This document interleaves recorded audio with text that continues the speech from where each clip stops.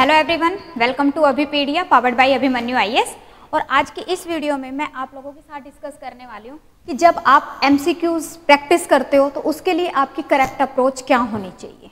Okay, because अगर आपने previous year के पेपर्स देखे हैं तो आपने देखा होगा कि डायरेक्ट क्वेश्चंस के साथ साथ में आजकल क्वेश्चंस का जो ट्रेंड है वो थोड़ा सा चेंज होता जा रहा है। फॉर एग्जाम्पल अगर हम देखें कि डाटा सफिशिएंसी की फॉर्म में क्वेश्चन आ जाता है, या फिर आप ये कह सकते हो कि स्टेटमेंट की फॉर्म में क्वेश्चन आ जाता है। ओके, तो इसलिए आपकी अप्रोच थोड़ी सी डिफरेंट आपको करनी पड़ेगी पर्टिकुलर क्वेश्चन को सोल्व करते हुए। ठीक है, तो सबसे पहला जो पॉइंट है दैट इज कि don't go for the questions directly. हमें ऐसा नहीं है कि हाँ जी पर्टिकुलर टॉपिक लिया उसके क्वेश्चन हमसे सोल्व करने शुरू कर दिए, नहीं। सबसे पहला पॉइंट है कि आपके जो बेसिक कंसेप्ट्स हैं वो क्लियर होने बहुत ज़्यादा जरूरी है। First of all clear your basic concepts. अगर आपका बेसिक कंसेप्ट क्लियर है उसके बाद आपका जैसा मर्जी क्वेश्चन एग्जाम में आ जाए, आपकी बस थोड़ी सी अगर प्रैक्टिस है तो आप इजीली कर लोगे, डेफिनेटली कर लोगे।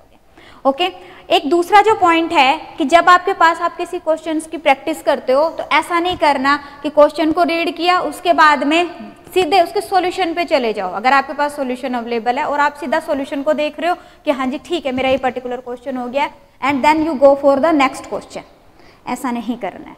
सबसे पहले जब भी आप किसी भी पर्टिकुलर क्वेश्चन को देखते हो, उसको सोल्व करने लगते हो, तो उस क्वेश्चन को आपने कैसे देखना है। फॉर एग्जाम्पल यहाँ पे मैंने एक पर्टिकुलर क्वेश्चन लिया है क्योंकि क्वेश्चन से ऑब्वियसली एग्जाम्पल से ज़्यादा अच्छे से आपको पॉइंट क्लियर होगा, तो इसलिए यहाँ पे देखो एक पर्टिकुलर क्वेश्चन है। जब आप पर्टिकुलर क्वेश्चन को किसी को देखते हो, इजी क्वेश्चन लिया, आई होप सभी स्टूडेंट को ये वाला क्वेश्चन आता होगा। इजी क्वेश्चन लिया है मैंने यहाँ पे बिकॉज आई जस्ट वांट कि कैसे आपने किसी पर्टिकुलर क्वेश्चन को सोल्व करना है। ओके, उसके लिए क्या क्या पॉइंट्स आपके माइंड में आने चाहिए उस पर्टिकुलर थिंग को देख के। ओके, तो अब जैसे यहाँ पे क्वेश्चन है, क्या है question, 2 trains for Delhi leave Jaipur at 8:30 and 9 AM and travel at 60 kilometre per hour. 2 train हैं, ये दिल्ली से जयपुर जा रही है। ओके, एक दूसरी ट्रेन है वो भी दिल्ली से जयपुर के लिए निकली है और दोनों का टाइम मेरे पास गिवन है। साथ में ही क्या गिवन है, दोनों की स्पीड भी मेरे पास गिवन है। एक की स्पीड है 60 किलोमीटर पर आवर और दूसरे की स्पीड है मेरे पास में 75 किलोमीटर पर आवर। ओके, अब देखो इस क्वेश्चन को देख के मुझे क्या पता चला कि यहाँ पे मुझसे पूछ रहा है कि after what time they will meet. तो सबसे पहले ये देखना है, is this statement is sufficient to give the answer. Okay, अब कैसे पता चलेगा। अब जैसे यहाँ पे है, एक ट्रेन चली सुबह 8:30 बजे, दूसरी ट्रेन चली 9 बजे, ये ट्रेन चल रही है 60 किलोमीटर पर आवर की स्पीड से, दूसरी ट्रेन चल रही है 75 किलोमीटर पर आवर की स्पीड से। अब ये मत कहना कि हाँ जी क्वेश्चन पे मैं क्वेश्चन ही सोल्व कराने लगी हूँ। ध्यान से समझो, लास्ट तक मेरे साथ में सभी ने बना रहना, लास्ट तक सभी ने चेक करना वीडियो को। ओके, अब देखो यहाँ पे क्या है, ये क्वेश्चन आ गया। अब सबसे पहला पॉइंट क्या आंसर आएगा, चेक करो। ये पहले चली बट इसकी स्पीड कम है, दूसरी ट्रेन बाद में चली है बट उसकी स्पीड ज्यादा है। ऑब्वियसली पहले वाली ट्रेन जो दूसरी ट्रेन है ये पहले वाली ट्रेन को पकड़ लेगी, दैट मीन्स कि दे विल मीट। ये तो कंफर्म हो गया। ओके, दूसरा पॉइंट क्या कह रहा है कि टाइम फाइंड आउट करो। तो क्या हम टाइम फाइंड आउट कर सकते हैं, तो यहाँ पे अगर आपका कंसेप्ट क्लियर है कि भाई रिलेटिव स्पीड का कंसेप्ट आता है तो आप इजीली कर लोगे कि सेम डायरेक्शन के अंदर जा रही है ट्रेन। ठीक है, अब बात आती है कि आंसर आपने निकाल लिया, इसका आंसर आपने निकाल लिया, करके दिखाऊं, चलो एक बार देख ही लेते हैं। आंसर निकाल लिया मैंने कि भाई ये आधे घंटे पहले चली है तो आधे घंटे के अंदर इसने कितना डिस्टेंस कवर किया, 60 किलोमीटर पर आवर की स्पीड से चल रही है, 1 घंटे में 60 किलोमीटर, दैट मीन्स कि आधे घंटे में 30 किलोमीटर। 9 बजे जिस टाइम पे ये सेकंड ट्रेन ने मूव करना शुरू किया उस टाइम तक फर्स्ट ट्रेन 30 किलोमीटर आगे चलेगी, दैट मीन्स कि जो रिलेटिव डिस्टेंस है दोनों के बीच में वो कितना है, 30 किलोमीटर है।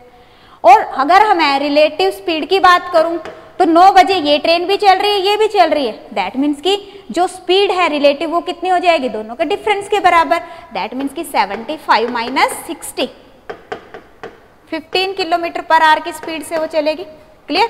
तो यहाँ पे हमारा टाइम कितना लगेगा दोनों को मिलने में, relative distance divided by relative time, that means कि 2 आवर्स का टाइम लगेगा। मीन्स 9 बजे के बाद में 2 घंटे बाद दोनों मिल जाएंगे। ओके, अब एक तो ये हो गया, कुछ स्टूडेंट्स ऐसे होते हैं कि चलो जी आंसर आ गया आगे बढ़ो, नहीं ऐसा नहीं करना है। क्या करोगे, आंसर आ गया, अब ये देखो कि 2 घंटे के बाद मिली, अब अपने को टाइम भी पता होना चाहिए, मीन्स 11 बजे मिलेगी। ये भी हो सकता है कि आपके ऑप्शंस में पर्टिकुलर टाइम आ रहा हो। अब दूसरा पॉइंट ये है कि 11 बजे मिली तो कितनी दूरी पे मिलेंगी भाई, दिल्ली से जिस भी पॉइंट के ऊपर वो मिली, मान लीजिए इस पॉइंट पे दोनों की दोनों मिल गई, ठीक है, यहाँ पे मिल गई दोनों।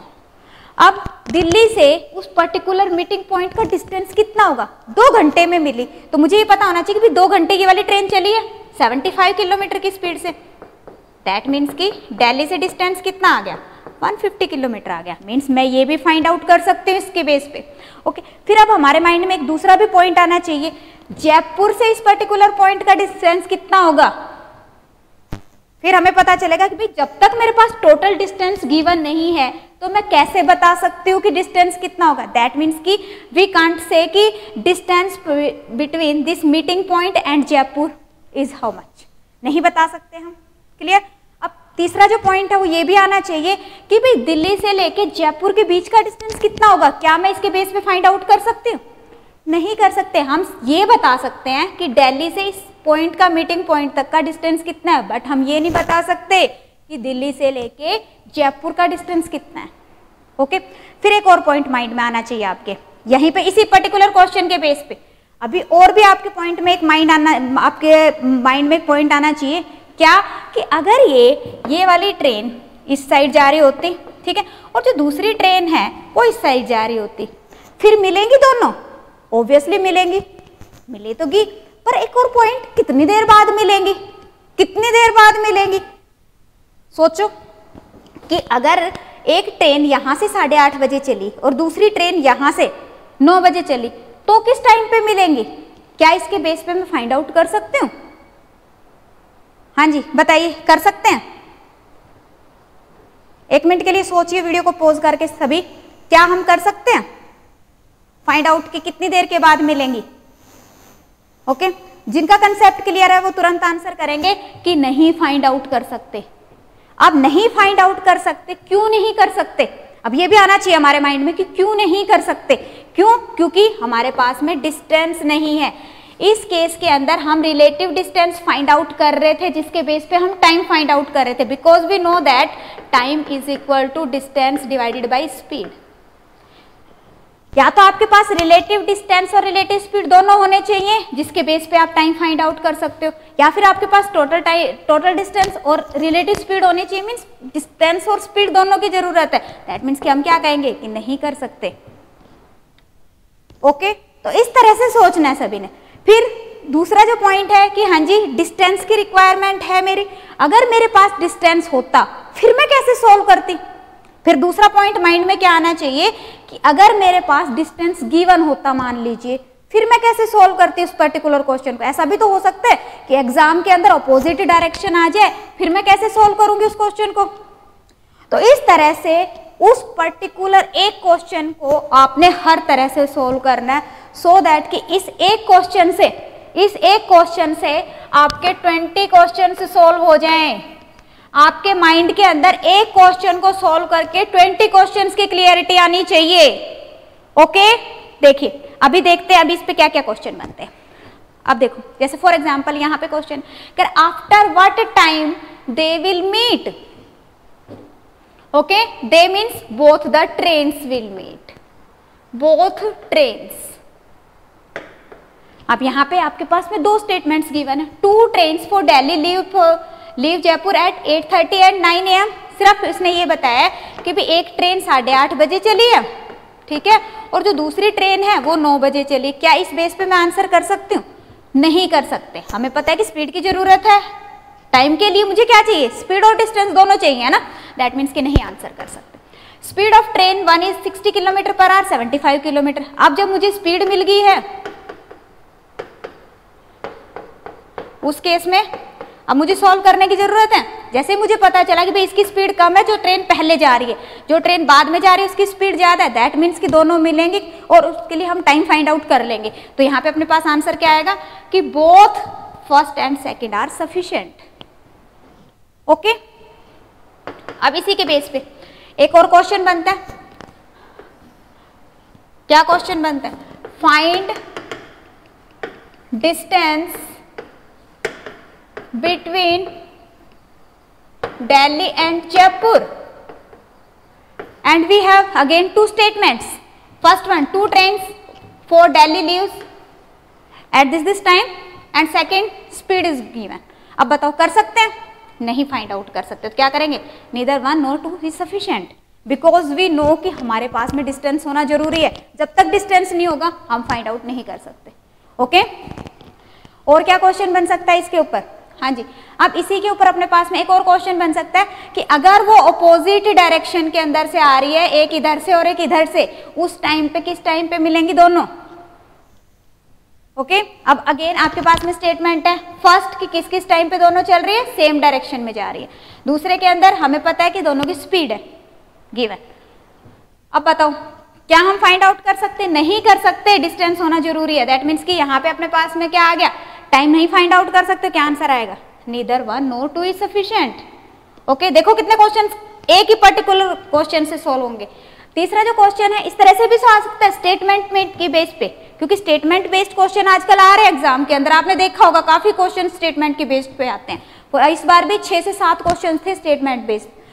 अब यहाँ पे देखो 2 trains for Delhi leave Jaipur at 8:30 and 9 AM. Same statement is given. Now there are 2 statements. Both trains meet after 2 hours. दोनों ट्रेन 2 घंटे के बाद मिलेंगी। अभी हमने सोल्व किया 2 घंटे के बाद मिलेंगी, बिल्कुल। दूसरा question, distance between Delhi and Jaipur is 150 kilometre. Delhi और जयपुर के बीच का डिस्टेंस 150 किलोमीटर। अगर अब आपका कंसेप्ट क्लियर है तो फिर तो आप इसको आंसर कर दोगे, नहीं तो हमारे माइंड में क्या आएगा कि भाई 150 तो निकला था, 150 आया था तो 150 आंसर हो गया, दैट मीन्स कि ये भी है। बट बेटा नहीं कर सकते, बिकॉज ये जो डिस्टेंस आया है वो जो स्टार्टिंग पॉइंट है वहां से मीटिंग पॉइंट का डिस्टेंस है, दैट मीन्स कि इसको नहीं कर सकते। सो आंसर क्या आ जाएगा? First only. First only. Point is clear? अब इसी तरह से ये मैं क्यों सारे बता रही हूँ आपको, मैं सिर्फ ये कहना चाह रही हूँ कि पर्टिकुलर क्वेश्चन पे आपके डिफरेंट टाइप के क्वेश्चंस बनते हैं, तो इसके लिए कंसेप्ट क्लियर होना कितना जरूरी है। और उस पर्टिकुलर एक क्वेश्चन को हमने ऐसे सॉल्व करना है कि मेरी 20 क्वेश्चंस की प्रैक्टिस हो जाए। ओके, अगेन एक और देखो, सेम टाइप ऑफ क्वेश्चन है, वही क्वेश्चन है, सेम टाइप क्या, सेम क्वेश्चन है। क्या है? 2 trains, one leave from Delhi to Jaipur at 8:30 and other leave from Jaipur to Delhi at 9। एक दिल्ली से जयपुर के लिए निकली है 8:30 और दूसरी जयपुर से दिल्ली के लिए निकली है 9 बजे। डन। आगे क्या गिवन है? And the speed of the train is 60 kilometre per our and 75। इसकी स्पीड कितनी है? 60 किलोमीटर पर आवर और इसकी कितनी है? 75 kilometre per hour. Then distance by between, by नहीं बेटा बिटवीन है, distance between Delhi and Jaipur is 300 kilometre. अब साथ में उसने डिस्टेंस यहाँ पे मुझे दिया है, क्या दिया है? डिस्टेंस बताया कि ये जो डिस्टेंस है दिल्ली से जयपुर के बीच में ये कितना है? पूरे का पूरा 300 है। ओके, अब देखो कह रहा कंसीडर द फॉलोइंग स्टेटमेंट्स। तो जब ये स्टेटमेंट वाले क्वेश्चन आते हैं उस केस में सॉल्व करना पड़ेगा आपको, ठीक है ना। अब यहाँ पे क्या कह रहा है? Both trains will meet after 2 hours। अब अगर मैंने पहले उस क्वेश्चन के अंदर इस कंसेप्ट को क्लियर कर लिया होगा तो यहाँ पे मैं इसको कर सकती हूँ इजीली, है ना। ये देखिए, अब यहाँ पे क्या है कि अगर मुझे अपोजिट का कंसेप्ट पता है, in that case easily we can solve. यहाँ पे देखो क्या कह रहा है, पहले 8:30 बजे चली, 8:30 बजे चली, दैट मीन्स कि 30 किलोमीटर डिस्टेंस इसने कवर कर लिया 9 बजे तक। कितना डिस्टेंस बच गया दोनों के बीच में? टोटल डिस्टेंस कितना है? 300 किलोमीटर। 30 किलोमीटर उसने कवर कर लिया, दैट मीन्स कि कितना रह गया? 270 किलोमीटर का डिस्टेंस रह गया, ठीक है। अब देखो, अब ये वाली ट्रेन जो है ये भी मूविंग पोजीशन पे है, ये भी मूविंग पोजीशन पे है। रिलेटिव स्पीड से डिस्टेंस कवर होगा तो रिलेटिव स्पीड कितनी होगी आपके पास में? दोनों की स्पीड को एड अप कर दोगे, कितनी होगी? 65 प्लस सॉरी 60 है बेटा, 60 प्लस 75 दैट मीन्स 135। अब आप टाइम फाइंड आउट कर सकते हो। अब यहाँ पे डिस्टेंस कौन सा लेंगे, जितना उसने कवर कर लिया वो तो कवर कर लिया। जब दोनों ट्रेन सेम टाइम पे जब चल रही हैं उस टाइम पे कितना डिस्टेंस है वो डिस्टेंस लोगे, तो कितना है वो 270 डिवाइडेड बाई 135 दैट मीन्स कि 2 आवर्स के बाद मिलेंगी। ओके, दैट मीन्स कि first one is true. Okay, अब यहाँ पे स्टार्टिंग में अगर हमने कंसेप्ट क्लियर कर लिया है कि भी डिस्टेंस मीटिंग पॉइंट से कैसे फाइंड आउट करेंगे, तो वो भी आप डायरेक्टली कर सकते हो। अब देखो, अगर हम डिस्टेंस फाइंड आउट करें दिल्ली से, तो ये जो ट्रेन दिल्ली से चली थी उसके लिए देखेंगे तो ये देखो 30 किलोमीटर तो इसने यहाँ पे कवर कर लिया है। ओके, उसके बाद 2 घंटे के बाद मिली है, दैट मीन्स कि 2 घंटे में कितना और डिस्टेंस उसने कवर किया होगा 120, दैट मीन्स कि टोटल डिस्टेंस कितना कवर किया 150। मीन्स जिस पॉइंट पे वो मिली हैं वो दिल्ली से कितनी दूर है 150 किलोमीटर दूर है। यहाँ पे क्या कह रहा है, distance between the meeting point and Delhi is 180 kilometre, that means कि रॉन्ग हो गया। ओके, अब यहाँ से मुझे क्या पता चला कि भी 150 किलोमीटर है, बीच में है, दैट मीन्स कि इधर वाला डिस्टेंस भी 150 किलोमीटर है। ये क्या कह रहा है, distance between meeting point and Jaipur is 120, that means कि ये भी रॉन्ग हो गया। The train meet at the mid point of Delhi and Jaipur, 150 का गैप है, दैट मीन्स कि मिड पॉइंट पे मिली। तो यहाँ पे अपने पास में आंसर क्या आ जाएगा, first and fourth is correct. Clear है पॉइंट? मीन्स व्हाट कि जब आप क्वेश्चन को कर रहे हो, दोबारा से एक बार स्टार्टिंग पॉइंट पे पहुंचती हूं मैं।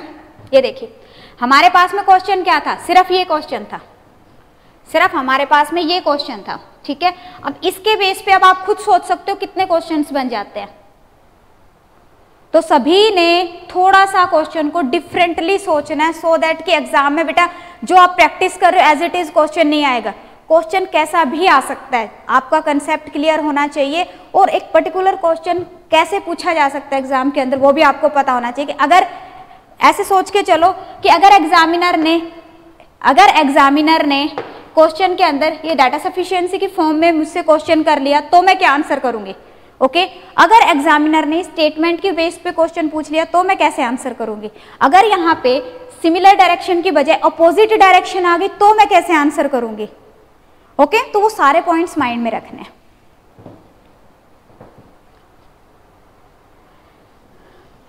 वन मोर इंपॉर्टेंट थिंग, जिसने अभी 7 डेज का ट्रायल ज्वाइन नहीं किया, ज्वाइन कर लीजिए, डिस्क्रिप्शन में लिंक अवेलेबल है। ये काफी ज्यादा हेल्पफुल रहेगा आप लोगों के लिए। इसके अंदर कंप्लीट सिलेबस कवर करवाया है, कंप्लीट सिलेबस है जिसके अंदर previous year question, practice question and concept clearing sessions. Okay, इसके अलावा 3000 प्लस MCQs मिलेंगे आपको। Okay, for more information you can go on our website that is abhipedia.abhimanyu.com। इसके अलावा इंस्टाग्राम, टेलीग्राम और फेसबुक का लिंक भी डिस्क्रिप्शन में गिवन है। और जो आपके पास में कॉम्प्रिहेंसिव कोर्स है, कॉम्प्रिहेंसिव कंप्लीट कोर्स है, उसका भी लिंक डिस्क्रिप्शन में गिवन है, तो यहाँ से आप इसको भी ज्वाइन कर सकते हो। Okay, so students, it was all for today.